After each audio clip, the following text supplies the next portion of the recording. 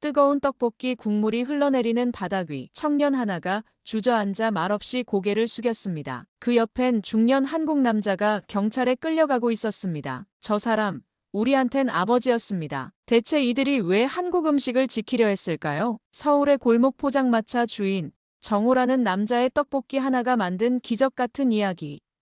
밥상이 무너진 세상. 그 한 끼로 세상을 다시 일으킨 사나이의 이야기가 지금 시작됩니다. 구독과 좋아요를 눌러 제작에 힘을 주세요.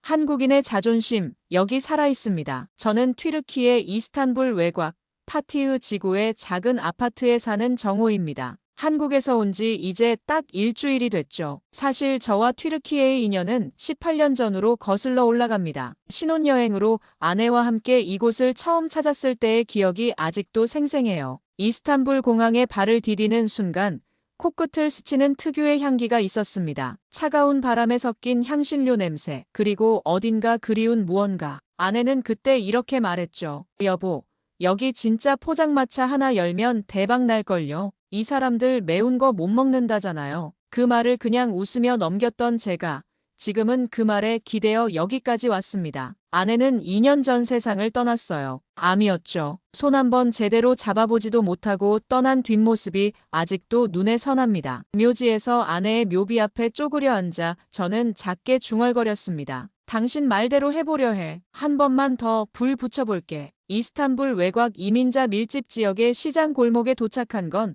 아침 일찍이었습니다. 낡은 천막을 펼치고 그 위에 국산 버너 2개를 조심스럽게 얹었어요. 서울떡포차. 이름은 그대로입니다. 아내와 함께하던 그 포장마차 이름 말이죠. 이제는 혼자네요. 가스 연결부터 튀김팬 세팅, 김치통 정리까지 하나하나 천천히 손봤습니다. 손에 익은 동작들이었지만 혼자 하려니 이상하게 서툴러졌어요. 늦은 오후가 되어서야 첫 손님이 다가왔습니다. 검은 히잡을 쓴 10대 무슬림 소녀였어요. 유리컵처럼 조심스럽게 포차 앞에 섰습니다. 이거 뭐예요? 냄새가 따뜻해요. 말없이 떡볶이 한 컵을 건넸습니다. 소녀는 망설이다가 한 입을 떴어요. 그 순간 입을 가린 손에서 눈물이 뚝 떨어졌습니다. 맵네요. 그런데 이상하게 엄마 생각나요? 저는 멈춰 섰습니다. 소녀가 꺼내든 스마트폰 사진 속의 젊은 여성 하나가 의정부, 미군 부대 앞에서 찍은 흑백 사진 속에서 웃고 있었거든요. 사진 뒤편엔 희미하게 적힌 글씨가 보였습니다. 1952년 한국이라고 말이죠. 그 자리에 주저앉을 뻔했습니다. 소녀의 어머니는 한국전에 파병된 튀르키예 병사의 아내였던 거예요. 엄마가요, 가끔 그랬어요. 한국엔 빨갛고 따뜻한 국물이 있었다고요. 소녀의 눈물과 떡볶이 국물이 묘하게 어울렸습니다. 저는 눈을 감고 불 앞에 섰어요. 이건 단지 매운 음식이 아니었습니다. 사람의 기억을 흔드는 향기,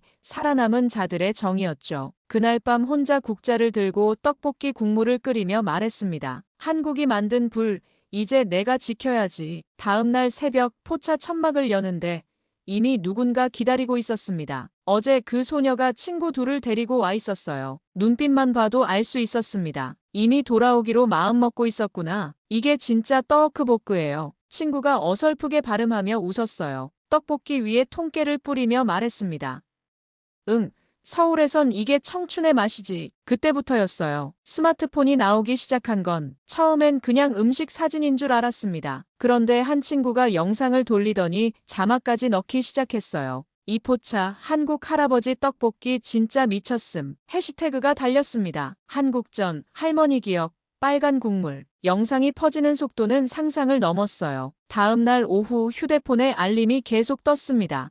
댓글들이었죠. 우리 할머니가 말한 그 국물이 이거구나. 매워서 울었는데 왜 자꾸 생각나지? 그제야 깨달았어요. 이건 그냥 음식이 아니었습니다. 누군가의 기억을 건드리고 있었던 거죠. 셋째 날 아침 포차 앞에 사람들이 줄을 서기 시작했습니다. 그런데 한 남자가 다가와 날카롭게 물었어요. 이거 할랄입니까? 돼지고기 안 들어갔죠? 심장이 멈췄습니다. 어묵. 분명히 어묵을 넣었거든요. 아니요. 생선으로만 만든 겁니다. 거짓말이었어요. 그 남자는 의심스러운 눈빛으로 저를 쳐다보더니 그냥 돌아섰습니다. 그날 밤 온라인 커뮤니티에 글이 올라왔어요. 외국인이 비위생 노점서 정체불명 음식 판매, 할랄 사기 의혹. 다음 날 새벽 5시, 딱딱딱. 금속봉이 천막을 두드리는 소리에 잠이 깼습니다. 경찰이었어요. 음식 판매 허가증 제시하세요. 손이 떨렸습니다. 없습니다. 대한민국 국적자 정호 씨 맞습니까? 무허가 영업으로 즉시 폐쇄 조치합니다. 버너 불을 끄는 그 순간이 가장 아팠어요. 파란 불꽃이 사라지면서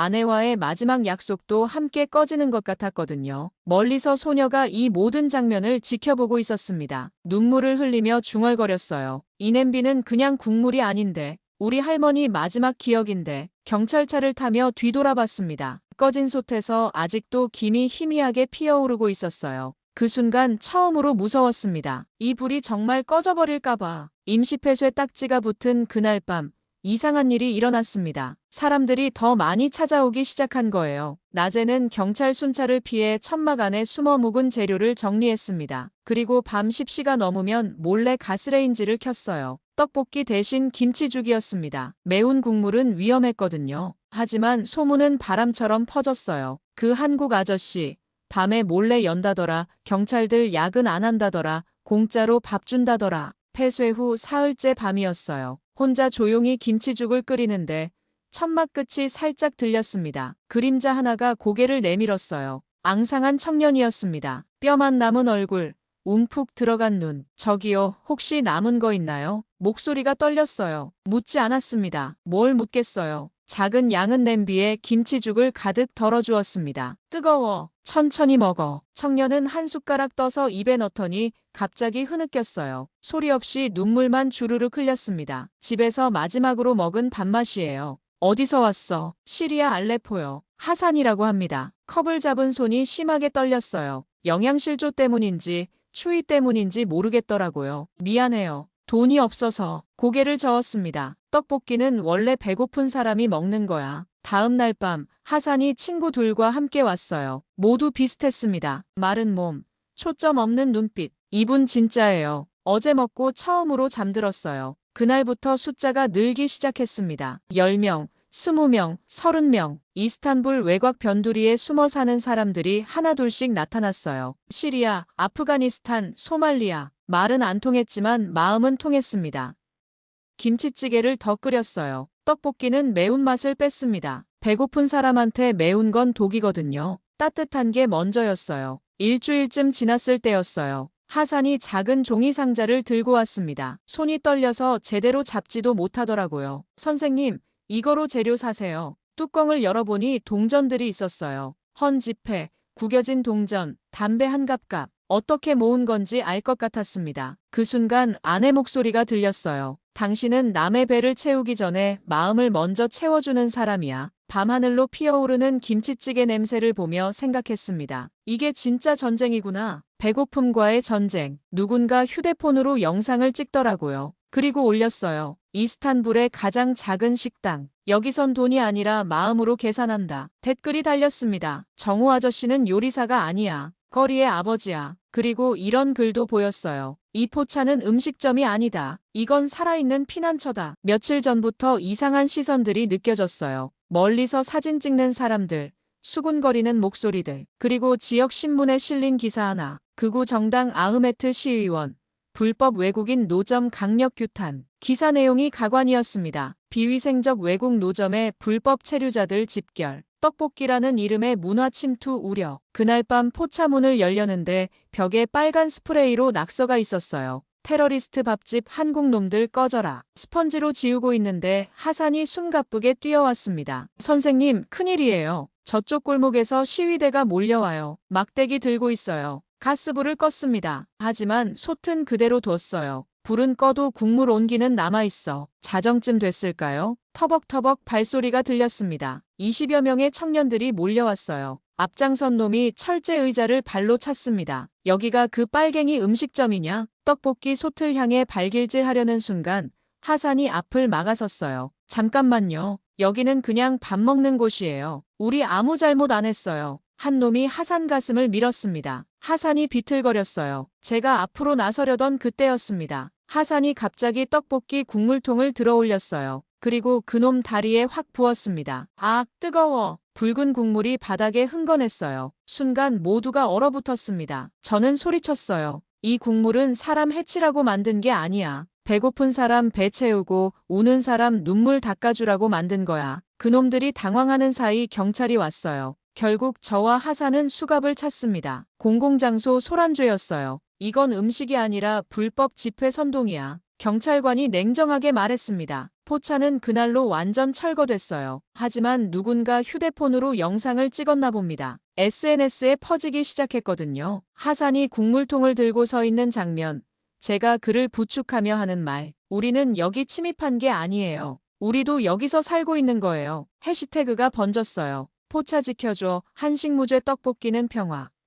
철거된 자리에 누군가 깨진 냄비를 가져다 놨어요. 안에 쪽지가 있었습니다. 한국 음식이 튀르키예를 구원하지는 못했지만 한 사람의 마음은 구원했다. 유치장에서 그 사진을 보며 눈물이 났어요. 혼자 중얼거렸습니다. 우리는 국물로 싸운 게 아니야. 국물로 살았던 거야. 하산이 쓰러진 그날 이후 포차는 완전히 철거됐습니다. 떡볶이 냄비는 깨졌고 가스레인지는 경찰차 뒤에 실려 나갔어요. 하지만 사라지지 않은 게 하나 있었습니다. 냄새였어요. 누군가 몰래 흘린 국물 사진, 하산이 엎드린 채 떡볶이 그릇을 움켜쥔 모습. SNS에 퍼진 한 장의 사진이 전 세계의 말로 번역되어 짧게 퍼졌습니다. 매운맛으로 연대한 사람들 푸드 이즈 홈. 그 주 시장 앞엔 노란 종이들이 붙기 시작했어요. 한식은 죄가 없다, 밥은 국적이 없다. 그리고 하산이 일하던 물류창고 동료들이 만든 팻말도 있었습니다. 정 선생님은 불법이 아니라 위로였습니다. 포차가 사라진 자리엔 어느새 작은 천막이 생겼어요. 철거된 후 남겨진 국솥 위에 누군가 장미 한 송이를 올려놨습니다. 장미에 달린 쪽지엔 이렇게 적혀 있었어요. 어릴 적 한국군에게 밥 얻어먹던 기억이 떠올랐어요. 고맙습니다. 야쿱, 72세. 한 달을 아무 말 없이 지냈습니다. 하산은 왼팔 신경을 잃었어요. 하지만 퇴원 후 가장 먼저 찾아온 곳은 철거된 포차 자리에 앉은 제 앞이었습니다. 우리 다시 하면 안 돼요. 선생님, 포기하면 나까지 지는 거예요. 며칠 후 시청의 문화행사부서에서 연락이 왔어요. 다문화음식 연합축제에 한식 시연 초청이었습니다. 한 명이 추천했다고 했어요. 전화를 끊고 한참을 말이 없었습니다. 축제 당일 떡볶이 대신 순대를 준비했습니다. 하지만 피가 들어간 원래 순대는 무슬림에겐 금기죠. 고민 끝에 양고기와 찹쌀, 당면으로 만든 할랄 순대를 만들었어요. 무슬림 셰프 하나가 물었습니다. 한국 음식 그렇게 바꿔도 됩니까? 우린 전쟁터에서도 있는 재료로 김치를 담갔습니다. 중요한 건 뭘 넣었냐가 아니라 누구와 먹느냐죠. 떡볶이 냄비가 다시 끓기 시작했습니다. 무대 위에 섰어요. 사회자가 물었습니다. 당신에게 한식이란 무엇입니까? 잠시 멈췄습니다. 국자를 내려놓고 생각했어요. 저는 그냥 밥 해주는 아저씨예요. 허가증도 없고 자격증도 없습니다. 사회자가 다시 물었어요. 그런데 왜 계속 하시는 거죠? 배고픈 사람 보면 그냥 밥 주고 싶어져요. 복잡한 이유는 없어요. 그때 군중 사이에서 하산이 손을 들고 소리쳤습니다. 이 사람은 우리를 가족처럼 대했어요. 다른 사람도 말했어요. 처음으로 따뜻한 밥을 먹었습니다. 박수가 터졌어요. 처음이었습니다. 그토록 많은 튀르키예 시민과 유학생, 난민, 상인들이 한국 국기 옆에 선 국밥 한 그릇 앞에서 박수를 보낸 건 말이죠. 축제가 끝난 지 사흘째 되는 날, 낯선 손님의 방문을 받았습니다. 지팡이를 짚은 백발의 노인, 옅은 곱슬머리였어요. 그리고 말수가 적은 젊은 남자가 동행하고 있었습니다. 혹시 당신이 정호 선생인가요? 노인은 양복 소매에서 사진 한 장을 꺼냈어요. 흑백 속 젊은 군인 하나가 웃고 있었습니다. 그 뒤엔 한국 전선의 들판, 미군 천막, 그리고 김치와 밥그릇이 놓인 철제 식판이 흐릿하게 보였어요. 제 아버지입니다. 한국전에 참전하셨고 늘 이 냄새가 그립다 하셨죠. 그 자리에 얼어붙었습니다. 노인의 눈가에 깊은 주름, 하지만 그 안의 눈빛은 뚜렷했어요. 나는 야쿱입니다. 한국 전쟁에서 살아남은 튀르키예 병사의 아들이에요. 노인은 천천히 떡볶이를 입에 넣었습니다. 그리고 조용히 말했어요. 이 국물 맞아요. 아버지가 말했어요. 가장 힘들 때 한국 병사들이 밥부터 나눠줬다고요. 비 오던 날 전투 중에 철모에 국 퍼서 손에 들려줬대요. 그 맛이 따뜻했다네요. 그게 한국의 냄새라고 했어요. 눈을 떼지 못했습니다. 이 노인의 말은 단지 개인의 기억이 아니었어요. 한 시대와 한국인의 기억이 걸려 있었습니다. 며칠 후 야쿱은 지역 신문에 한 칼럼을 썼어요. 한식은 음식이 아니다. 전쟁과 구호, 손과 손을 잇는 기억이다. 그 기사엔 이렇게 이어졌습니다. 정 선생의 포차는 철거됐지만 우리 마음엔 그 철모 국물이 살아있다. 이 기사가 실린 날 시청 앞 광장에 저를 향한 감사의 편지들이 쌓이기 시작했어요. 당신은 요리한 것이 아니라 우리 아버지의 기억을 데워주었습니다. 내 조부는 한국에서 다리를 잃었어요. 그런데 오늘 그 냄비 앞에선 아픔이 아니라 따뜻함이 느껴졌어요. 조용히 아내의 유골 사진을 꺼냈습니다. 마침표 같은 한숨 뒤에 말했어요. 그 사람이 그랬죠. 음식이란 결국 누군가의 기억에 닿는 거라고. 당신 말이 맞았어요. 이 거리에도 당신 기억이 피어났어요. 그리고 다음 날 가만히 시장 입구벽에 작은 현판 하나를 달았습니다. 기억의 식탁. 이곳에선 음식이 역사를 기억합니다. 한마이너스터 평화의 밥상. 그날 저녁 노인이 다시 찾아와 말했어요. 우리 집에 오세요. 아버지가 남긴 식기와 편지가 있습니다. 그걸 당신 손에 쥐어주고 싶습니다. 그날 밤 한식은 단지 조리법이 아니라 기억을 복원하는 의식이 되었습니다. 그날 오후 시청에서 한 통의 전화를 받았습니다. 식품안전국 다문화 담당관이었어요. 정 선생님, 포차 재등록 조건부로 허가하겠습니다. 단, 기존 노점 형태가 아닌 공동식당 운영 형태로 전환해 주시죠. 입술을 달싹였습니다. 말없이 수화기를 내려놓고 주먹을 한 번 쥐었어요. 불이 다시 허락된 거였습니다. 한 달 뒤 이스탄불 시장 중심의 한 벽돌 건물에 작은 간판이 걸렸어요. 한터 밥상 공동체 HANTERTABL이. 한은 한국, 터는 터키라는 뜻이죠. 그곳엔 주방과 식탁, 그리고 떡볶이 솥 하나가 있었습니다. 저는 가운 대신 앞치마를 입고 있었어요. 오른쪽엔 하산이, 왼쪽엔 이집트 유학생 아민. 그 뒤엔 음식으로 마음을 얻은 난민 소녀 파티마가 설거지를 도왔습니다. 모두 저에게서 배운 사람들이었어요. 그리고 지금은 함께 불을 지키는 손들이었습니다. 오픈 첫날 주문표 대신 오늘의 기분을 손님들에게 물었어요. 매운맛으로 하루를 덮을까요? 아니면 순한 국물로 다독일까요? 손님은 웃었고 저는 국자를 들었습니다. 그날 음식은 메뉴가 아니라 감정의 처방전이 되었어요. 며칠 후 한국 대사관 문화과에서 연락이 왔습니다. 한터 밥상의 스토리를 UN 다문화 교류 보고서에 실을 예정이라는 소식이었어요. 한참을 침묵하더니 고개를 들고 말했습니다. 대단한 건 없어요. 그냥 밥 한 끼가 사람을 바꾼 거죠. 나도 내가 바뀌었고요. 그날 밤 매일 하던 습관처럼 조용히 떡볶이 국물 맛을 봤습니다. 그 옆엔 이제 아내의 사진 대신 한터 식탁 규칙이 걸려 있었어요. 아무도 혼자 먹지 않는다. 누구든 음식을 만들 수 있다. 떡볶이는 국경을 가르지 않는다. 그 순간 문이 열리고 소녀 하나가 수줍게 들어섰습니다. 혼자니 하고 물었어요. 아니요, 여기에선 혼자가 아니잖아요. 웃으며 국자를 들었습니다. 불 위에 솥에서 김이 피어올랐어요. 그 불은 처음 서울에서 아내와 시작했던 그 불과 똑같았습니다. 불은 꺼지는 게 아니야. 옮겨 붙는 거지. 이제 저는 요리사 그 이상이었습니다. 음식의 전달자였고 기억의 계승자였으며 국경을 뛰어넘은 밥상 위의 철학자였어요. 이른 새벽 가스불 앞에서 조용히 국물을 저었습니다. 솥에서는 떡볶이가 아닌 미역국이 끓고 있었어요. 하산이 어제 말했거든요. 선생님 생일이죠. 오늘은 선생님 미역국 먹는 날이에요. 오전 10시 시청 민원실에서 저와 하산은 나란히 앉아 있었습니다. 서류 앞에 놓인 도장, 새로운 등록명이 보였어요. 한터 밥상 공동문화식당, 한국 튀르키예 음식문화 프로젝트.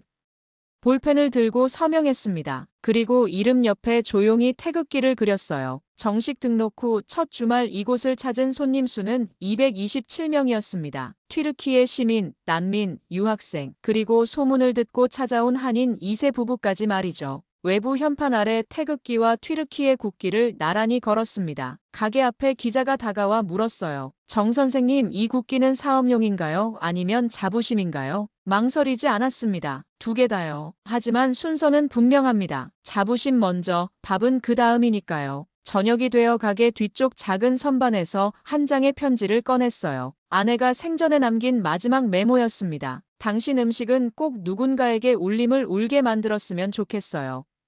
따뜻한 울림 말이죠. 손으로 그 메모를 다독이며 조용히 혼잣말을 했어요. 당신 말 맞았어. 여긴 매일 울어. 매운맛. 그리고 그리움 때문에 가게 안에서 하사는 주문을 받다 말고 저를 불렀습니다. 선생님, 방금 오신 분이 그러는데 자긴 한국에서 왔대요. K-푸드 현장 조사하러 왔다나요? 살짝 웃었어요. 그래요. 그럼 알려줘야겠네. 한국 음식은 맛도 맛이지만 그릇 무게로 기억된다고. 하사는 고개를 갸웃했지만 곧 따라 웃었습니다. 그날 밤 한터밥상 간판 아래 작은 LED 등이 켜졌어요. 그리고 손으로 그린 붉은 글씨 하나가 빛났습니다. 이 떡볶이 한국에서 왔습니다. 뜨겁고 정직하며 함께 나눕니다. 그 문구를 읽으며 저는 국자 끝으로 떡볶이를 한 번 더 천천히 더 휘저었습니다. 솥 안에서 피어오른 김은 마치 서울의 하늘처럼 맑고 따뜻해 보였고 그 향기와 온기 속에는 분명히 한국이 담겨 있었습니다. 한국의 힘은 결코 무기에서 나오는 것이 아닙니다. 그것은 오래 끓인 국물처럼 묵묵히 나누는 손에서 시작되며 지키려는 마음과 함께 비로소 완성됩니다. 뜨거운 국물, 그 안에 담긴 이름 하나, 바로 한국이었습니다. 떡볶이 하나로 시작된 이 긴 여정의 끝에는 조용하지만 깊은 온기와 함께 한국이라는 이름이 다시 피어오르고 있었습니다.